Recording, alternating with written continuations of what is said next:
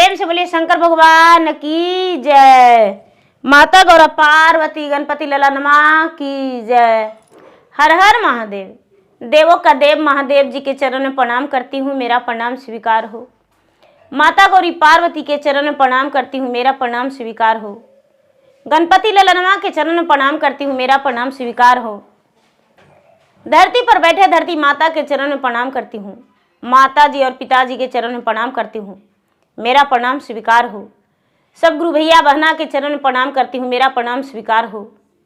गुरु भाई बहना, मैं एक कथा सुनाने जा रही हूँ, इस कथा को पूरा सुनिए और रहस्य जानिए। आदि नहीं आदि सुनने में शिव गुरु का अपमान होती है, पूरा सुनने में ज्ञान होती है, इसलिए कथा को पूरा सुनिए और रहस्य जानिए। हर हर महादेव। गुरु भाई बहना, एक नीलापुर नगर में नीला नाम के एक राजा रहते थे, राजा नीला।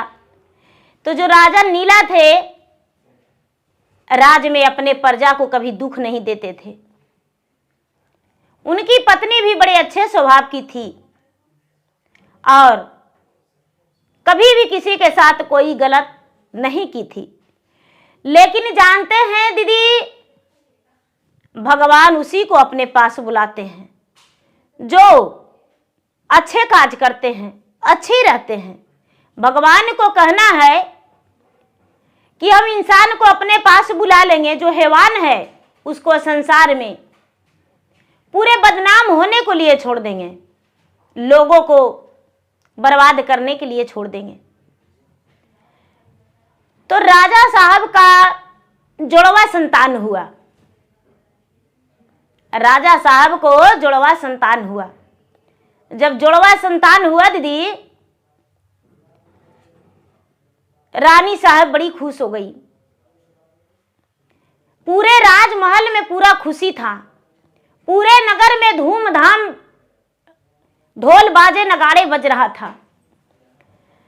राजा की राजमहल में तो खुशियां ही खुशियां था, चारों तरफ गान बाजन हो रहा था, सभी लोग पूरा खुश थे। प्रजा राजा से सभी लोग मजाक उड़ा रहे थे, राजा साहब पूरे नगर में मिठाई बंटवाइए।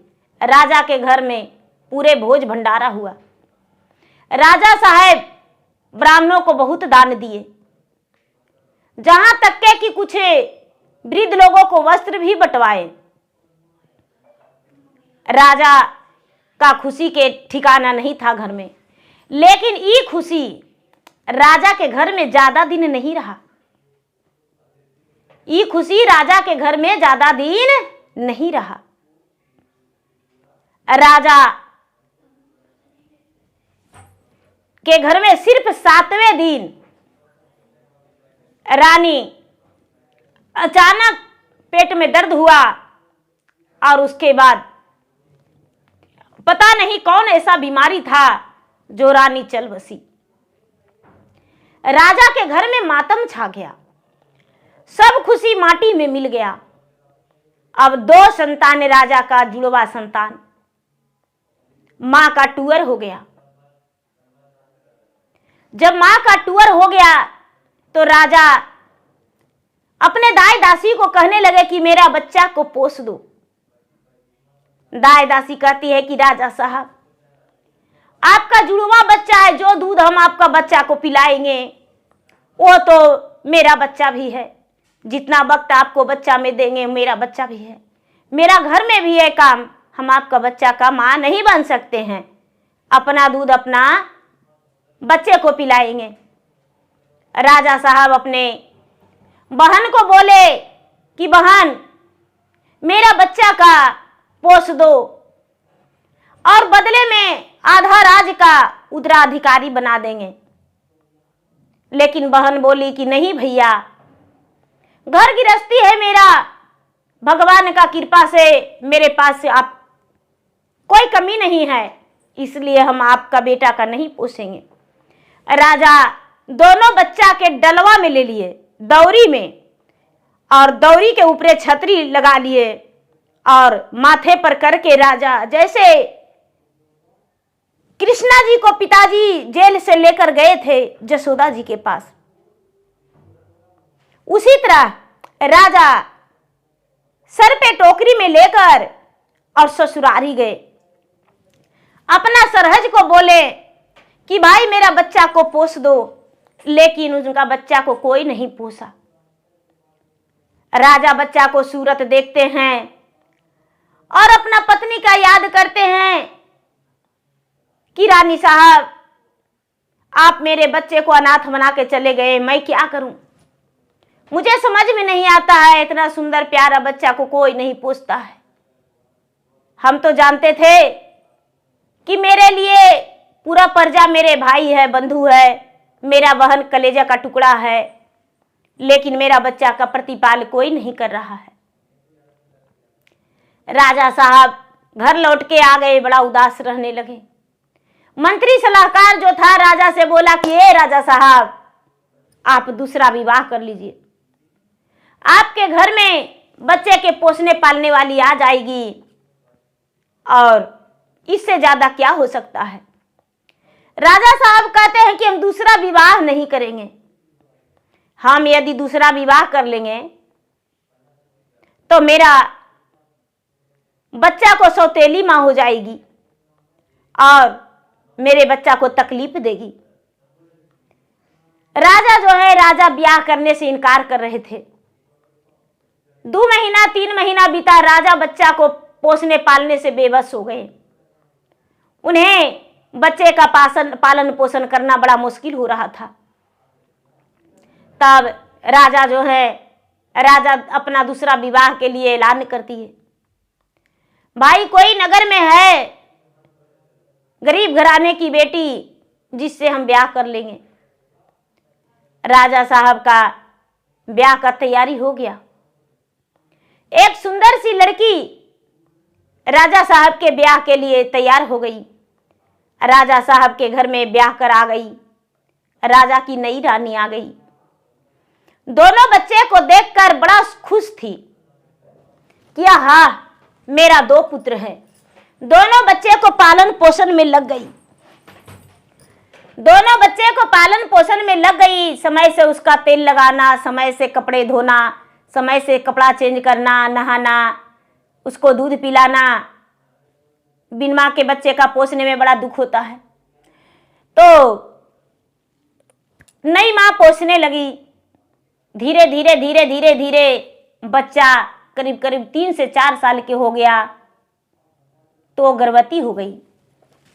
जब गर्भवती हो गई राजा की नई रानी, राजा को सुनकर खुशी हुआ। 9वां महीना के बाद जब गर्भवती हो गई है दीदी, तो बच्चा तो जन्म लेवे करेगा। बच्चा जन्म लिया रानी का उदर से। 9वां महीना के बाद एक लड़का जन्म लिया।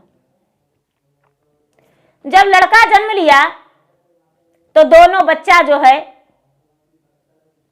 बच्चा को खिलाने के लिए गोद में लेने लगा। तो अड़ोस पड़ोस सब कोई रानी के पास आने लगी कि रानी साहब ये दोनों अभागा है, अपना बच्चा के इसको छूने मत दीजिएगा। यदि आपको बच्चा के छू देगा तो सोच लीजिए क्या होगा, बच्चा आपको मर जाएगा। अरे मां को ओद्र से जन्म लिया, मां को खा गया। ये बच्चा हत्यारा है, कलंक है इसके नाम पर। ये बच्चा पनौती है। जो जिसको ये ताक लेगा वो कभी खुश नहीं रहेगा। पनौती करके उसको कान में भर दी पड़ोसन। रानी जब भी दोनों बच्चा अपने भाई को, छोटा भाई को लेने जाता था, दोनों भाई, रानी बड़ा जोर से डांटती थी कि ए मेरा बेटा को हाथ मत लगाना। दोनों बड़ा दुखी रहने लगा। दोनों बच्चा स्कूल जाने लायक हो गया तो राजा कहते हैं कि दोनों बच्चा को स्कूल भेजाएंगे। सब अड़ोस पड़ोस के लोग कहने लगे कि ये रानी साहब, जब दोनों बेटा आपको पढ़ लिख लेगा ना तो आपको रत्ती भर नहीं लगावेगा और राज के उत्तराधिकारी वही बनेगा। ऐसे भी देखिए, अब तो आपको भी बेटा हो गया है। और राजा जब आते हैं तो मिठाई बिस्कुट लेमचूस किसको लाके देते हैं? वो दोनों के लाके देते हैं। रानी बोली हाँ। देखिए दोनों के पहले अपना गोदी में बैठा लेते हैं राजा। ये छोटा है लेकिन फिर भी इसको लेते हैं राजा। रानी का मन में पूरा कचड़ा भर गया। जब कचड़ा भर गया गुरु भाई बहना, तो रानी एकदम दोनों बच्चा को त्याग कर दी अपने नजर से। धीरे धीरे धीरे धीरे जो रानी की मां थी वो बोली कि बेटी, तुम्हारा बेटा के हक जब भी मिलेगा जब दोनों के तू मार के बिगवा देगी तब। रानी सोचती है कि मां हम उसको कैसे मरवावें। राजा तो अपना जान से भी ज्यादा प्यार करते हैं। कहते हैं कि ऐसा, तो हाँ। रानी बोली कि उसको ले जाने देना, गोदी में बच्चा को लेगा तो लेने देना, और उसके बाद बच्चा को पानी गिरा देना और ले ले बच्चा के गिर जाएगा, बच्चा लेट पड़ जाएगा। बोलना कि मेरे बच्चा का दोनों मिलके मारने का कोशिश कर रहा था। उस मौकों पर कलेम लगाना। छोटी रानी कहती है कि ठीक कहती हो मां, बहुत बढ़िया आइडिया है। राजा बैठे हुए थे भोजन पे और दोनों भाई जो था छोटा छोटा था, पहली वाली रानी के बच्चा छोटा बच्चा के यानी दूसरी रानी के बच्चा के गोद में लिया और रानी झट से कड़ुआ तेल गिरा दी, घी गिरा दी। पांव फिसल गया, बच्चा को लिए हुए गिर गया। बच्चा रोने लगा। राजा भोजन पर बैठे हुए थे। रानी चिल्लाने लगी कि अरे बाप रे बाप, दोनों भाई मिल के मेरा बेटा को गला दबा रहा था। कितना मेहनत से इसको पोसे पाले और मेरा बेटा को गला दबा रहा था। सौतेलापन दिखाइए दिया। अरे हम तो कभी जीवन में सोचबो नहीं किए थे कि मेरे बेटा के साथ ऐसा करेगा।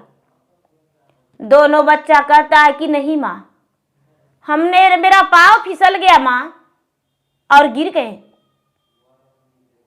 राजा तो देखे नहीं कि मेरा बेटा को गिरने के लिए तेल गिरा दी थी। राजा को भी लगा कि शायद मेरा बेटा गिरा दिया होगा, पटक दिया होगा, चाट दिया होगा।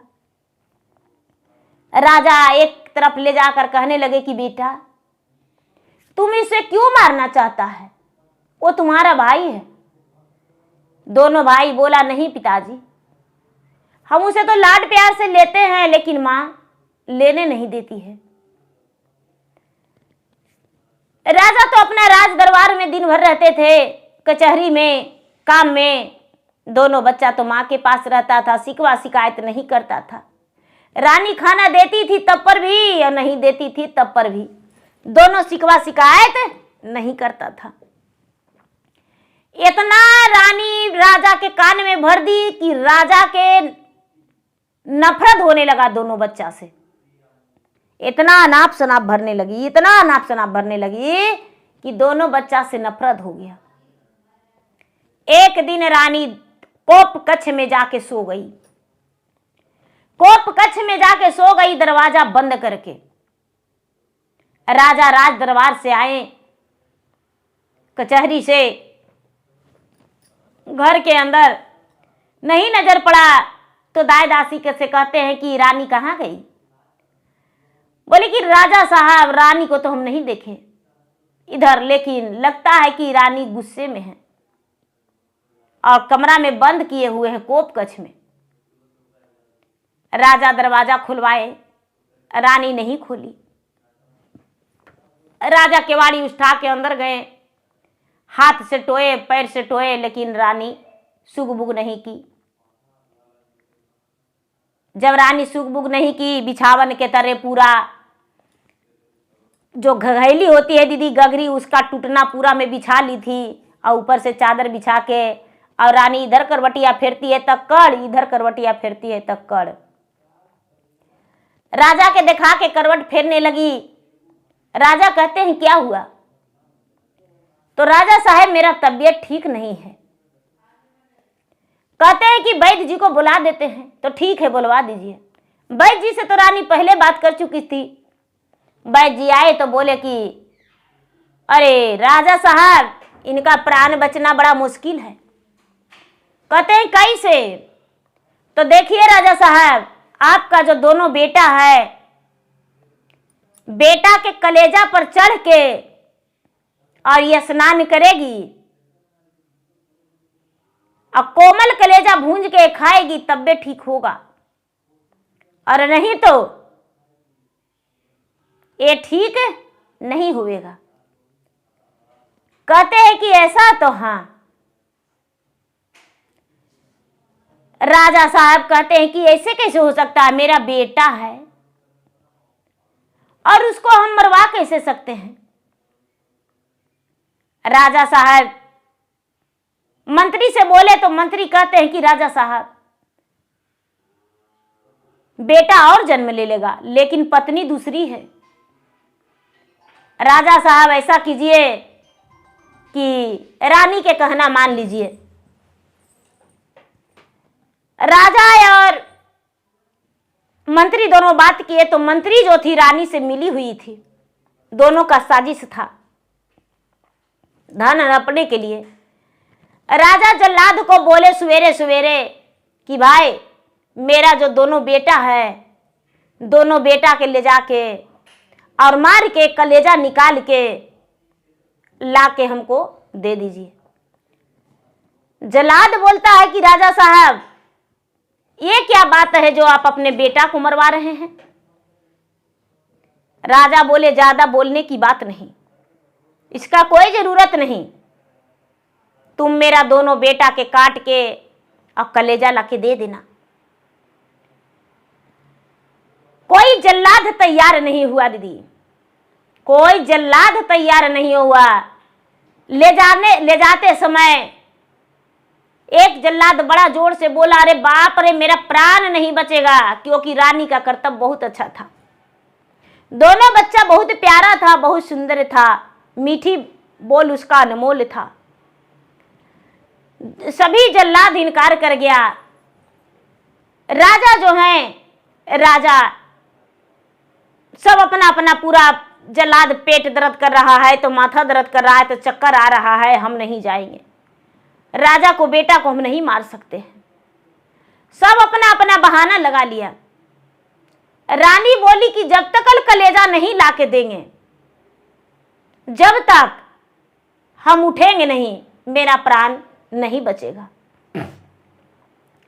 एक गुरु भाई बहना, राजा क्या करते हैं कि दोनों बच्चा को अपने हाथ पकड़ के बोलते हैं कि बेटा, आज तुम्हारा नानी घर से निमंत्रण आया है, चलो घोड़े सवार हो जाओ और तुम्हें आज नानी के घर घुमा देंगे। दोनों बच्चा खुशी खुशी से नहाया धोया, नए वस्त्र पहना, कुछ वस्त्र अपना झोला में ले लिया, कुछ अपना वस्त्र झोला में ले लिया और दोनों बच्चा अपने पिता के साथ यानी राजा साहब के साथ घोड़े पर बैठ गया। घोड़ा पर बैठ गया और राज दरबार से चलने लगा।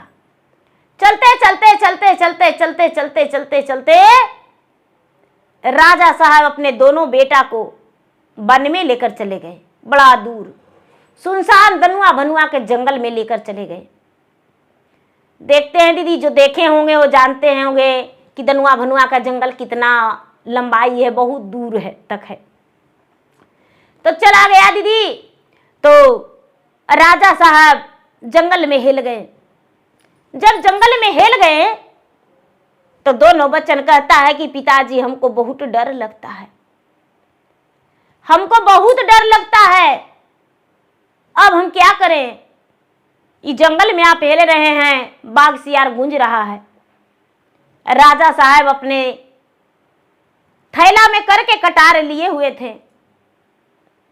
राजा जंगल में घोड़ा बांध के एक पेड़ काटे, पेड़ का लकड़ी धर के और दोनों बच्चा को सहराते सहराते सर को सुला दिए और लकड़ी के ठिया पर सोचे कि बच्चा को एकाएक एक दूसरा ऐसे करके काट देंगे दोनों के, अब कलेजा चीर के निकाल लेंगे। राजा साहब पेड़ काट के बच्चा को सुलाने लगे। जब एक बच्चा को ठिया पर रखते हैं, जैसा ही राजा तेगा निशा उसाते हैं, वैसा ही एक बहुत बड़ा विषैला काला नाग आया। काला नाग आया और नाग आके और राजा को डस लिया कनपट्टी में। राजा को कनपट्टी में डस लिया। राजा तो तड़के से गिर गए, राजा का गड़ास गिर गया, हाथ से कटार, और राजा तो मुंह के बले तुरंत गिर गए। नागिन जो थी, जो बच्चा को जो राजा को डांसी, वही नागिन दोनों बच्चा को पूरा फुफकार मार के और दोनों बच्चा को जगा दी। जब दोनों बच्चा को जगा दी तो गुरु भाई बहना, राजा मर चुके थे। दोनों बच्चा अपने पिता को देखकर विलाप करने लगा, रोने लगा। जब रोने लगा, नागिन कहती है कि बालक रोवो मत, ये तुम्हारे पिता नहीं, एक कसाई है, कसाई, ये हत्यारा है। देखो इस लकड़ी पर रख के तुम्हारा गर्दन काटना चाहता था। इसीलिए बेटा राजा को छोड़ दो और तुम मेरे साथ चलो। दोनों बच्चा जो था, बच्चा नागिन के साथ धर लिया, नागिन के साथ धर लिया। आगे आगे नागिन गई, पीछे से दोनों बच्चा गया। जब पीछे से दोनों बच्चा गया, नागिन एक टीला था, पहाड़ी जंगल से अलग होकर एक टीला था। टीला में जाके घुस गई नागिन, घुस के अपने नागराज को बुलाई। नागराज निकले, कहते हैं कि क्या है? तो नागराज, आज तक तो आपने कितना जीव को काट लिए थे और कितना प्राणी को खा गए हैं कोई पता नहीं है, लेकिन आज एगो अपना जिंदगी में शुभ कार्य कर दीजिए। कहते हैं कि शुभ कार्य? तो हाँ, दोनों बच्चा जो था 12-12 साल के हो गया था, उसके पास ज्ञान भी था। शुभ कार्य कर दीजिए। तो हाँ, शुभ कार्य। क्या शुभ कार्य? तो जो आपके पास नागमणि है, ये दोनों बच्चा के दे दीजिए। ये माई का टूअर है, इसको माता नहीं है, और सौतेली माँ राजा से बोल के कटवाने के लिए भेजी है, इसीलिए इसको अपना नागमणि दे दीजिए। नागराज कहते हैं कि नहीं, हम इन दोनों के डांस लेंगे और प्राण ले लेंगे। यदि नागमणि की बात करोगी तो नागमणि तो मेरा धरोहर है, जिंदगी है, हम नहीं दे सकते हैं। नागरानी बोली कि महाराज, यदि इसको नागमणि नहीं देंगे और डांसने की बात करेंगे तो अपना फन पटक के और अपना प्राण त्याग देंगे हम, आप अकेले रहेंगे। मजबूर होके नागराज बोले कि तो ठीक है नागरानी, हम इसको अपना नागमणि देने को लिए तैयार हैं। विनती करके भगवान से प्रार्थना करके 1.25 घंटा लगातार नागराज एक पोच पर खड़े रहे अपना, और पोच पर खड़ा होके भगवान से आराधना किए। उसके बाद अपने मुख से नागमणि उगल दिए। नागमणि उगल दिए, बच्चा को दे दिए कि लो। अब दोनों बालक कहता है राजा का बेटा कि नागराज, इस मणि को हम क्या करेंगे? मणि को क्या करेंगे? नागरानी बोली कि इस मणि को जहां भी रखोगे तो गाय का गोबर से लीप के, गंगा जल से धो के इसको, और नागमणि को बोलना कि हे नागमणि नाग का, यहां पे मुझे सुंदर सा राजमहल बन जाए तो बन जाएगा।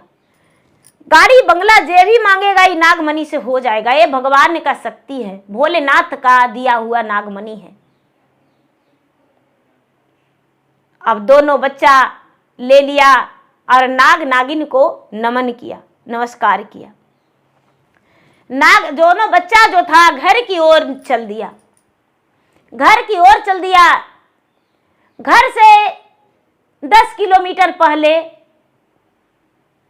जाके कोई जमींदार के बोला कि भैया हम बिन मां के हैं, क्या मुझे जमीन कुछ मिलेगा? जमींदार बोले कि तो ठीक है। जमींदार उसको 10 कट्ठा 1 बीघा जमीन दे दिए, दोनों को, राजा को, बेटा को जमीन दे दिए। दोनों बच्चा नागमणि को रख के और नागमणि से बोला कि हे नागमणि, यहां पर मेरा सुंदर राजमहल बन जाए और बाग तालाब सब कुछ हो जाए, भगवान का मंदिर भी हो जाए।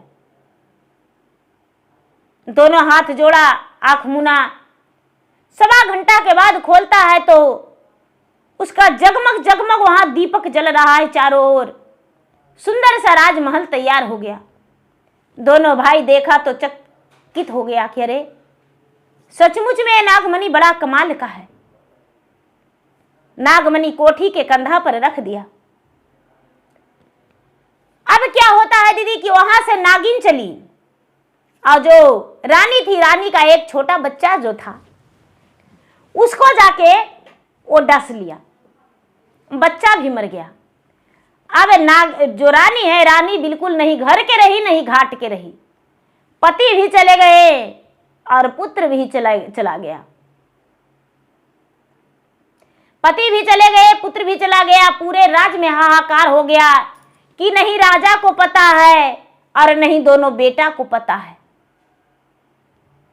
और राजा साहब के एगो बेटा गोदी में था, वो मर गया, सर्प काट लिया। तो मंत्री जो था, जो घोड़ा सवार होकर इधर उधर देखने को लिए तलाशने लगा, तलाशते तलाशते तलाशते तलाशते वही जंगल में चला गया। जब जंगल में गया तो देखता है कि राजा का शव पड़ा है। राजा का शव मंत्री लाकर रानी के सामने धर दिया। रानी देख देख कर खूब फूट फूट के, पूरा चिल्ला चिल्ला के, लपट लपट के रोई। पूरे प्रजा मिलकर राजा को और राजा को छोटा बेटा के अग्नि संस्कार कर दिए। अब रानी जो थी, रानी पागलों की तरह एकदम सर पटक पटक के रोने लगी। अब उसे ये भी नहीं पता था कि हम क्या कर रहे हैं, मेरा जिंदगी में क्या होने वाला है। दोनों भाई तो ऐश मौज की जिंदगी बिता रहा था। धीरे धीरे समय बीतते बीतते अब रानी के पास तो राज भी नहीं रहा। मंत्री सारा राज हड़प गए और रानी को घर से निकाल दिए। रानी भीख मांगने लगी, इधर उधर तड़पने लगी। उसका भाई भौजाई भी ठुकरा दिया कि हम तुमको नहीं रखेंगे, तुम हथियारिन हो, अपने बेटा के, सौतेला बेटा के मरवा दी। और राजा भी लगता है कि वही आने के कारण अपना प्राण त्याग दिए और पाप के कारण तुम्हारा बेटा मर गया, रहो धन संपत्ति लेकर। मैका के लोग भी उसे स्वीकारे नहीं। अब क्या होता है दीदी, राजा तो मर गए, उनका बेटा भी मर गया और दोनों बेटा जो पहली पत्नी के था वो तो यश का जिंदगी बिता रहा है। रानी भीख मांगने लगी। राजा का दोनों बेटा के एकवा पर एक रिश्ता जाने लगा राजघराने से। दोनों भाई अपना ब्याह के लिए एक अच्छी अच्छी लड़की देखकर और ब्याह कर लिया। दोनों के घर में पत्नी आ गई। रानी जो थी, रानी पूरा भिखारिन बन के चारों कोना भीख मांगने लगी। भीख मांगते मांगते मांगते मांगते मांगते उसी गांव में चला गया जहां दोनों भाई था। भीख मांगते मांगते जो सौतेली माँ थी वहीं चली गई।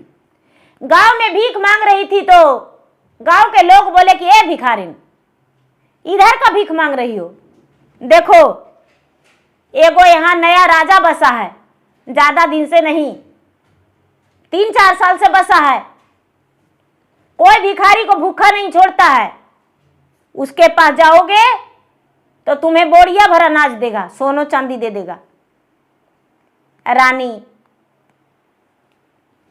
अपना ही दोनों बेटा के पास भीख मांगने चली गई। सौतन के बेटा के पास जाके दरवाजे पर खड़ी हुई। रानी का दोनों बहू सूप भर चावल लेके निकली। अरे भिखारिन है, इसका तन पे एक वस्त्र गंदा है, दूसरा वस्त्र दे देते हैं। दूसरा वस्त्र दे दी, भोजन करवा दी और चावल दे दी। दोनों बेटा आया, माँ को देखकर पहचान गया, अरे ये तो मेरा वही माँ है, नागिन माँ है, हथियारिन माँ है जो मुझे भोजन के बिना तड़पाती थी, रोटी दिखा दिखा के कुत्ते के खिला देती थी, मुझे नहीं देती थी। ये तो वही माँ है जो आगू में से थारी छीन लेती थी। दोनों भाई का मन में गूंजने लगा। हाथ पकड़ के अपने माँ से पूछता है, माँ इस हाल तुम्हारा कैसे हुआ माँ, और मेरे पिताजी कहाँ गए?